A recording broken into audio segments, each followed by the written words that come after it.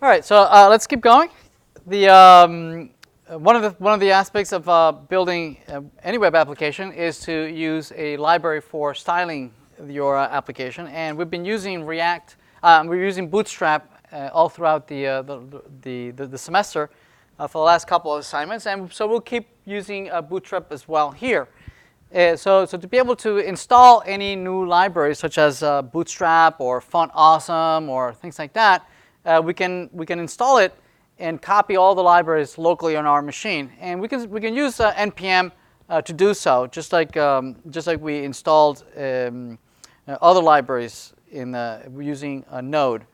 So to do this, we can go to our command line and type the npm install -- save. The npm install Bootstrap is going to go out to the npm library repository and is going to download the Bootstrap library and copy it locally.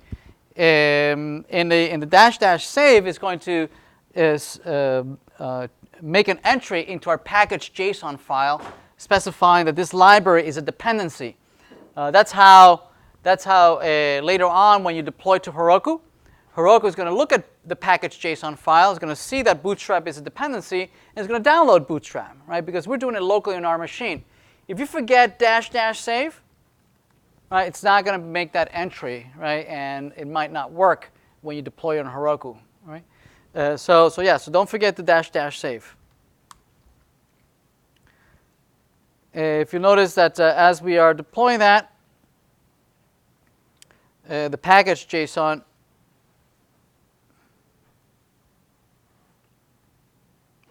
notice that it added the Bootstrap entry in the package.json file, right? That's how when we deploy it on Heroku, it'll know to download all the dependencies, including Bootstrap.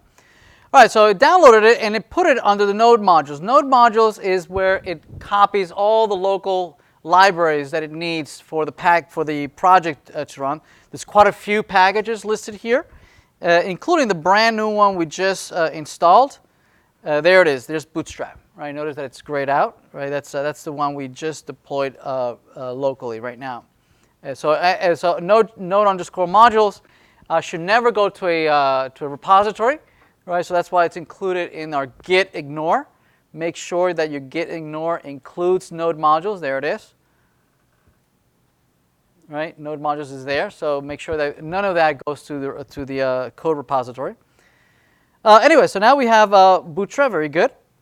Now to include our Bootstrap inside our application, we can go to our index document here and include, there it is, include Bootstrap. So Bootstrap node modules dist css bootstrap.css. Now we have access to all the Bootstrap library CSS classes that we've come to love.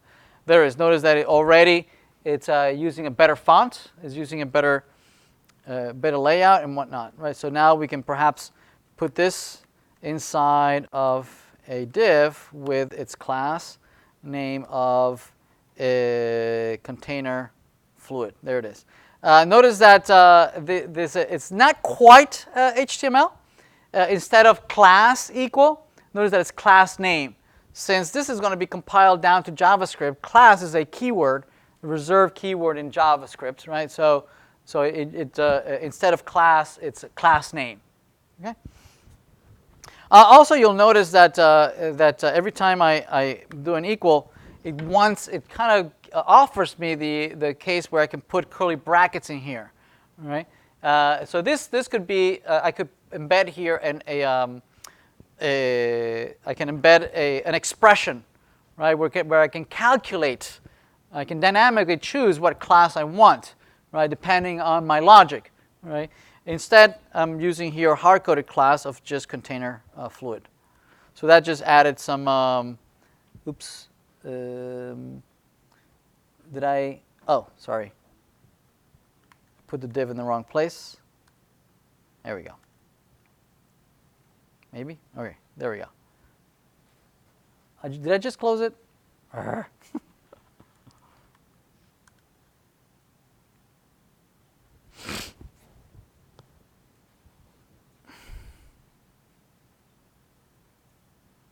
There it is. All right, excellent. So everything we would expect for Bootstrap would be here. One of the couple of things that we would like to be able to implement is a whiteboard, right, for the assignment. Here's an example of how we might go about that. So for instance, we might implement a component here called whiteboard. So let's do that. So let's call this whiteboard.js. And the same boilerplate, we would start off with React from React. And here we could do the export right here. Instead of doing the export later on, we could do the export right away on the class. We can say export on the default package, the following class called whiteboard. Okay, that extends. The component we had before, it's actually part of the React object. So we could say just react.component. We could do that, right? Although more commonly, folks will extract the component from the object right here, component, and then extend just component. That's more common. Okay. So what we have here is the we would have the constructor. Constructor, there it is. And we're going to render here. We're going to render something like render. Notice that it has already a template that knows how to start off. One of the limitations of JSX is that the return function here can only return one element.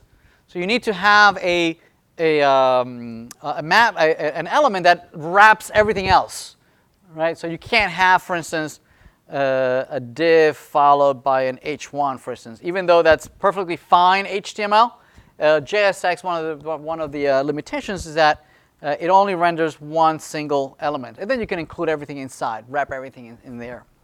All right, so excellent. So we can have here h1, and this is a whiteboard. Right? It's already exported. That means that other folks, such as the index file, can import it. So we can say import. We can import, let's see, whiteboard from components, and then whiteboard, there it is. And then we're just going to replace this with whiteboard. All right, excellent. There it is, there's whiteboard. All right, so for now, let's see if we can add some static content that you might already have from your previous assignments. You might already have your cards, your tables, your list of modules, your tabs. You might already have that already, right? So I'm going to assume that I already have some of that. And let's start rendering a couple things here. Let's first create a course card so that I'm going to grab it from Bootstrap. So if you go to Bootstrap, oh, that's not it. Get Bootstrap. If you go to examples, documentation, you go to components, and you go to cards. Cards are documented right here. So this is what a card might look like, all right? And you can grab the HTML from here, what the card to render that snippet of HTML. So that's exactly what I did. I grabbed that snippet of HTML. There it is, right? And I wrapped it inside of a component. Right? So let's do that. Let's create another component here, and we'll call it a course card. Right? And that component is this one. I'm just going to copy it, paste it, and perhaps clean it up a little bit. One thing that is missing from here is the import of the React from React. And we have the, and notice that this one is extending React.component as opposed to we didn't grab the component from the object. So that's fine. We have render. Notice that this one doesn't have the constructor, right? Because we're not passing any properties. We're not passing any, but if we were, the only way that we can get a hold of any of those properties that are being passed as attributes would be through the constructor. So we have the return here. right? What else do we have? Let's see. Let's clean this up a little bit. We have the return, the image. We have the button here, and this maybe ends up, oops, right there. Ends with a return. React. There we go. Okay, so now we could include it in our index page in our whiteboard to see what it looks like. So we could include it here. So it's what is a course card? Notice that it searches the file system and sees, ooh, I found a course card. So it's going to automatically import it for me. Notice that I haven't imported it yet, right? It's not imported, nowhere.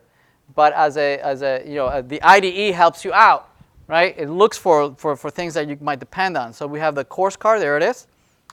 Notice that it immediately found it and imported it for me, right? So that's the nice things of using tools such as IntelliJ. It finds all these dependencies. Anyway, so it must have rendered already. Let's see what it looks like. There it is. It's a big card. It's a huge, huge card.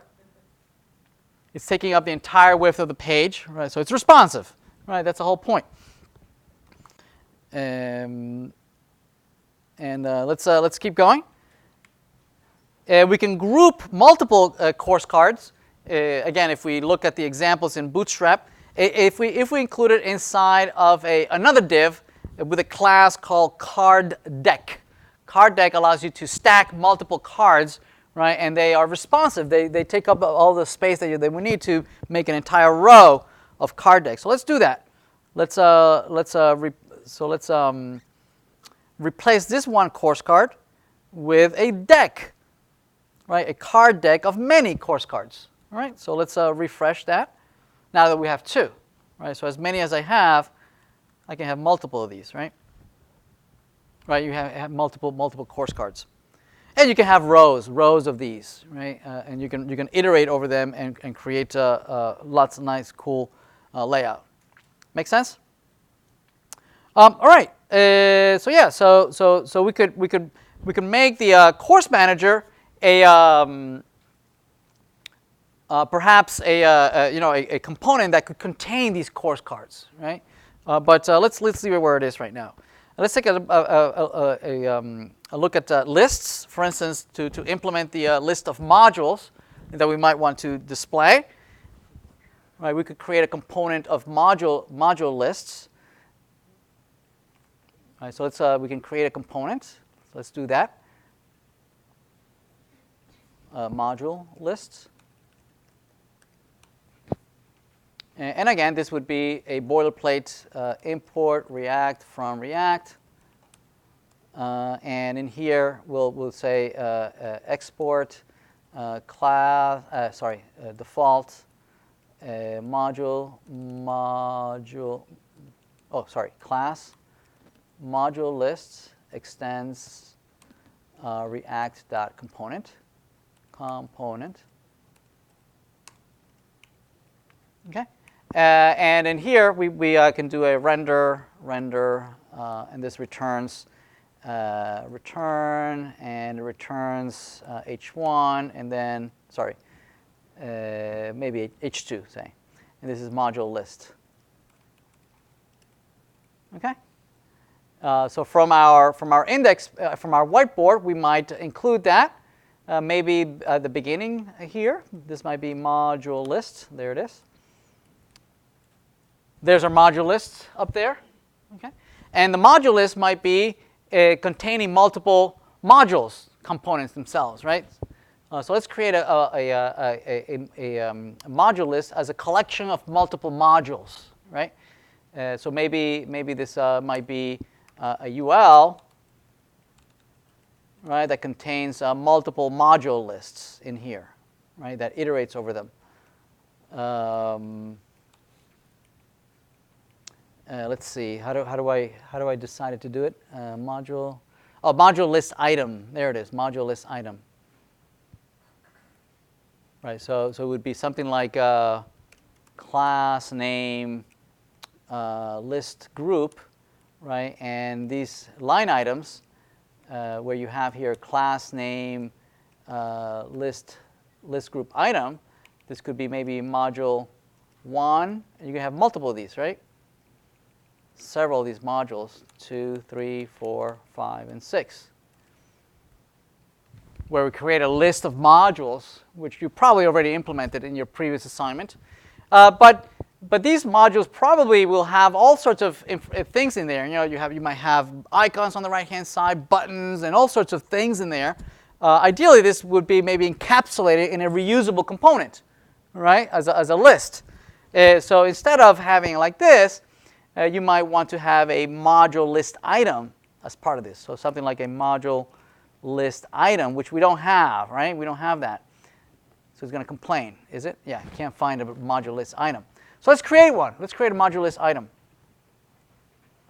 So let's, in the component, let's create a module list item. Module list item. And again, same thing. We do an import React from React. Now, I'm getting tired of typing export, default, class, especially for so some of these components are very trivial. It's just going to be an LI, right, with maybe a title and a couple icons, right? So probably that's going to be so granular and so simple that perhaps it doesn't even need state, right? That it just needs a parameter, maybe like the title, and that's it. That's all it really needs. So for those cases where we know or we have made a conscious decision that it will not keep any state information whatsoever, right? There is an alternative syntax for stateless components. Okay? So for stateless components, we can define it as a simple function, right, as opposed to a whole-blown class. Right? Obviously, we lose certain things, such as maintaining state. We're not going to be able to maintain any state whatsoever.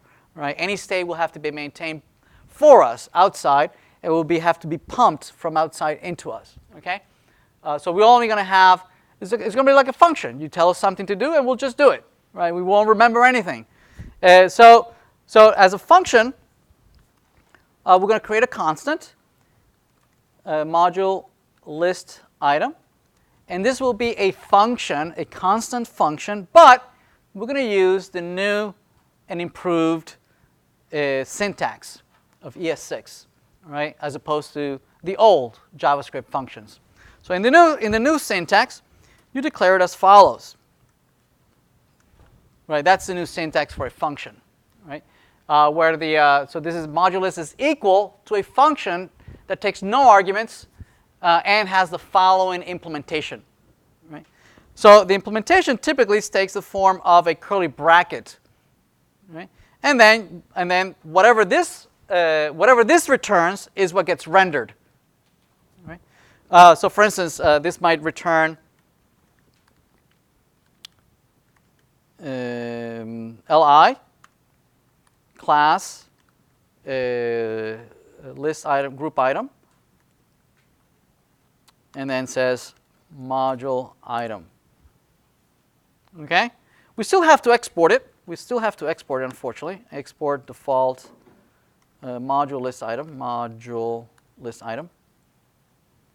So in the module list, now I can import this. You can say module, there it is. Now it finds it.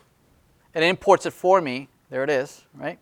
And now it's intermixed with all the other ones, right? The ones that are not modules and the ones that are components and the ones that are not components, right? So we could replace all these with my brand new module list item, right? And we get the same thing we had originally. Make sense? All right. We can make a couple more improvements. If one of the new things in the JavaScript function syntax is that if you don't have any computation, right? Notice that in this curly bracket, I can do lots of for loops. I can do if statements and branching and blah blah blah blah, and then return something that I've calculated. But if I'm not doing any of those things, right, that I don't have any executable algorithm, I can use a simpler syntax where this is a parentheses.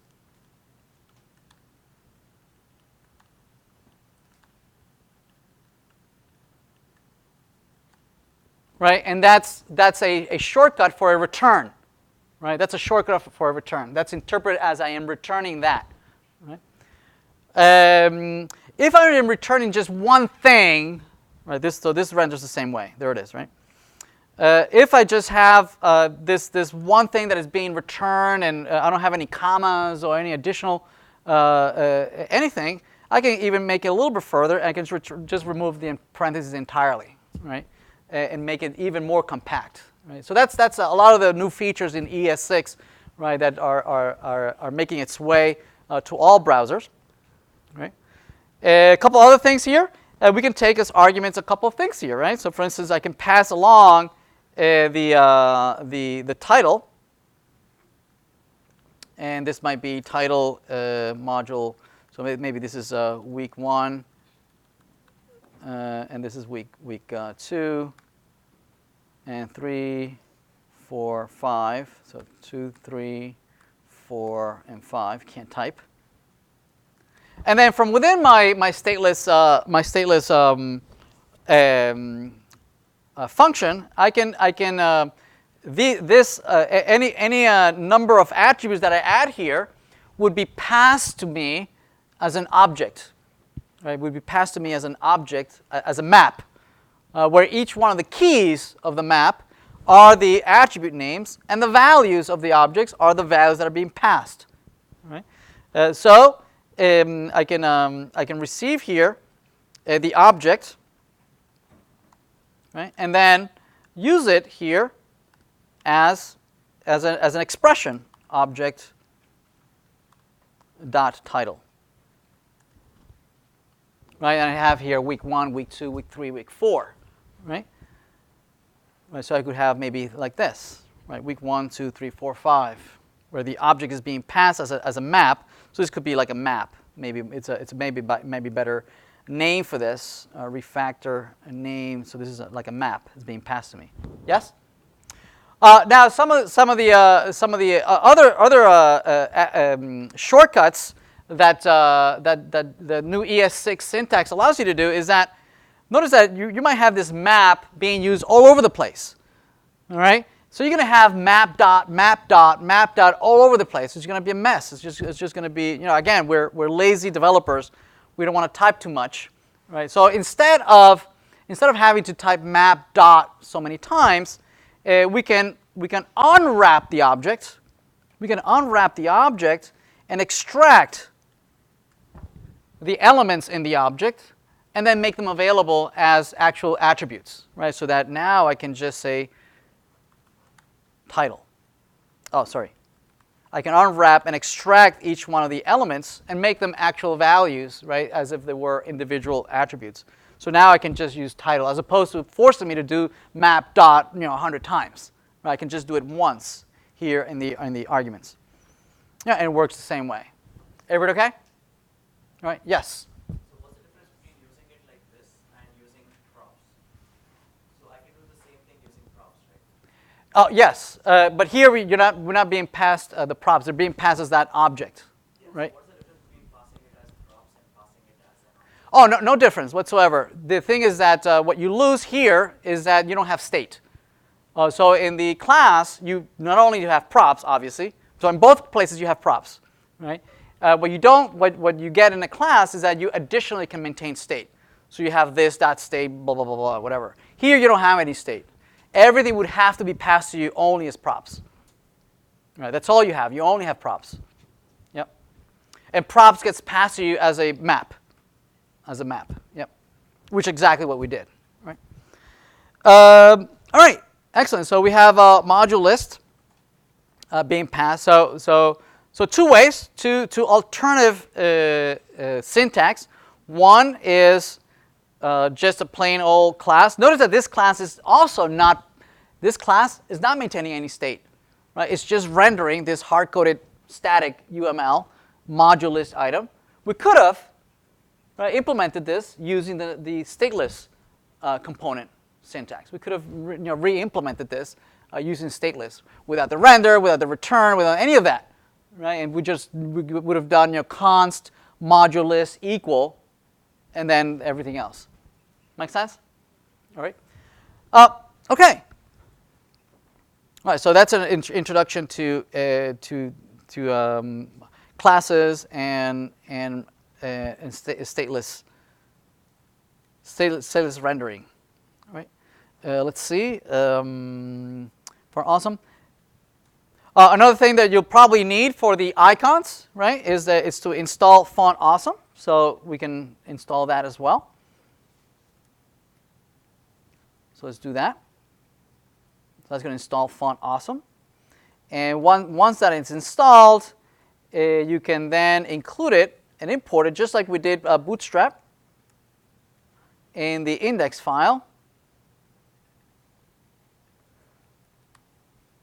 Import, there we go. Is it done? Yeah, it's done. And then you can include all the icons that you need and whatnot. I'm not going to get into it. It's just you use it identically the way you use it in a plain old HTML and CSS. You know, you use the I and instead of classes, it would be class names, right? And same thing, FA trash, FA pencil, just like we did last week or the previous week when we were using fontawesome. So I'm going to skip over that. Tabs, right? You implement tabs the same way, right? So you know how to use components, right? And then you would include tabs and nav pills and nav links just the same way. Okay, pills the same way, right? Grids is the same grid that we used in the previous assignment where we had a left-hand side and a right-hand side. Right, where we have a row and then you have two columns, a column of size 3 and a column of size 9. Same thing is available here. All right, so very good.